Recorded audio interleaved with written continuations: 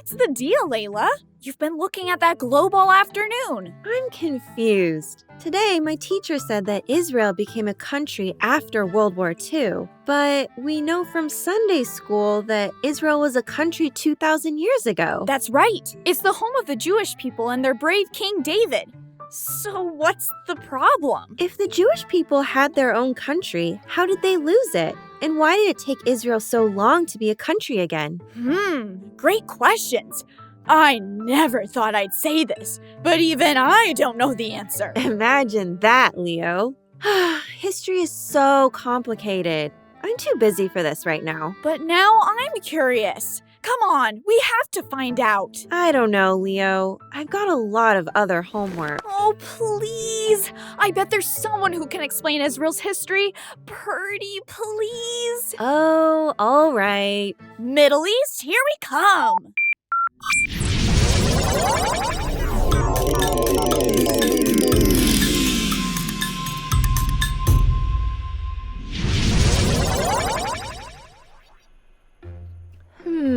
This doesn't look like the Holy Land. Yeah, where's the desert? It's beautiful, though. I could definitely take a vacation here. Pardon, coming through. Excuse me, but are we in Europe? Switzerland, where else? Oh, no wonder it's so pretty. I've always wanted to come here and see the Swiss Alps. Great. Tourists.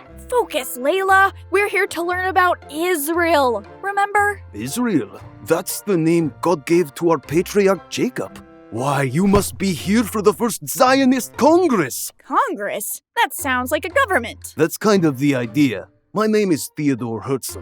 I've invited Jewish delegates here from around the world to get behind an extraordinary goal. A country for ourselves in our ancient homeland. Oh, now I understand why the phone took us here. My name's Layla. And mine's Leo. We're from the future. The future? From that gadget in your hand? Well, I'm honored to meet you both. But now, if you'll excuse me. Mr. Herzl, can you tell us more about Israel's history? We know it was a country in the Holy Land about 2,000 years ago, but what happened? That's a great question, Layla. I've been so busy preparing for this Congress that I sometimes forget. Not everyone knows the history of my people. We really want to know. It's been about 2,000 years since we've had a country of our own. We once lived in the land of Israel, but we were kicked out. This land was promised to us by God, and our holy city, Jerusalem, was selected by Him.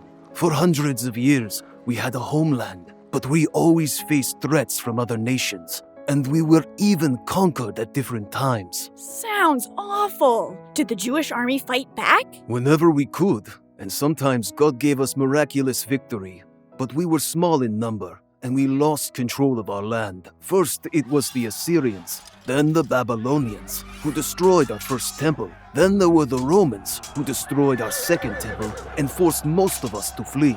Since then, we've settled in many far-off places. But we've always remembered Israel as our only God-given home. That's so sad. I didn't know the Jewish people were homeless for that long. We call it the diaspora, which means scattered all over the world. Since leaving home, my people have lived in many different places. Today, millions of us live here in Europe, and some are leaving for America. That's right. We've got a lot of Jewish people in America. I'm glad to hear that, and I hope the new world has been kinder to them than the old one. Why do you say that? The Jewish people have suffered a lot. Even though many of us are smart, skilled, and eager to help our countries, we've often faced terrible persecution where we live. Again and again, we've been singled out for our faith, our race, our success, or simply for being an easy target. That's so awful. It's much of history, but wherever we've gone, faith in God and memories of our homeland encouraged us. There really is no place like home. You can say that again. I can't imagine feeling hated and persecuted all the time. That must be why you're trying to raise support to create a country for your people to be safe. I'm glad you understand. Many do not, and trying to convince them is an uphill battle. Why is that? Many of us Jews feel like we do not need another country. After all, we love the countries we are born in, and we are dedicated to our lives here in Europe. That makes sense. I wouldn't want to leave the country I was born in. That's right, Layla. But there is another problem. Anti-Semitism. That means prejudice against Jewish people. For some reason, we are targets of hate. But that's so unfair. Shouldn't you be judged on your character instead of your religion or race? Yes, Leo, I can hardly believe it. But this ancient prejudice against the Jewish people is still alive today. For many years, I belonged to a prestigious fencing team, but I had to leave after a teammate said terrible things about the Jewish people in a public speech. Are you sure you made the right choice? My dad likes to say, sticks and stones can break my bones, but words can never hurt me. Very clever, but anti-Semitism always leads to violence. Newspapers and politicians blame us for wicked things we've never, ever done. And that's led to some of us being attacked and killed. That's why we need a better solution. A country we can flee to and feel safe in. I'm all in. When will it be ready? I don't know, Leo. Right now, it's little more than an idea. I've written plays and books about it. I spent so much of my own time and money trying to get people on board. But I fear they may not be ready. Perhaps it's something my people will never see. But you can't give up, Mr. Herzl. You might be closer to achieving your goal than you think. Perhaps, but it's hard to tell. Mr. Herzl, there's something you should know about the future. Yeah, there's lots of cool stuff where we come from. Computers, video games, and other things you can't imagine. What I'm saying is, don't give up on your dream. In the future, there is a country called Israel. Its capital's Jerusalem. It's an amazing place. Really? A Jewish homeland governed by our ancient capital? That's incredible! Knowing the dream comes true does put some wind in my sails. If you will it, it is no dream.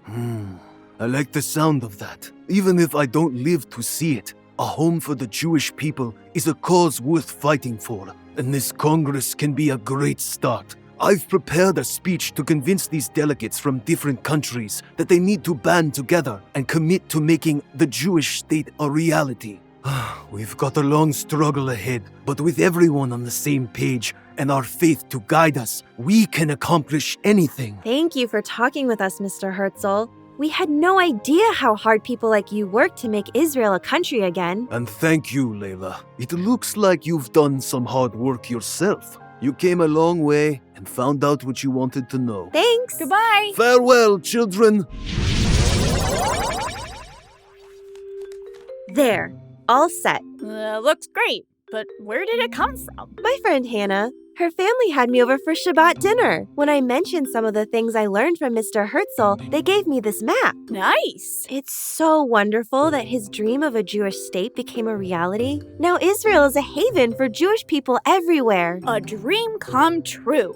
But too bad he didn't get to see it. I read that he died in 1904. That's right, and Israel didn't become a country again until 1948. It's so sad that he didn't get to see the result of all his hard work. It is, Leo. But remember what we learned in school about World War II and the Holocaust? After those horrible things, Mr. Herzl's dream became more important than ever. And without him, it never would have happened. I guess some things are worth doing, even if we never see the result. I agree.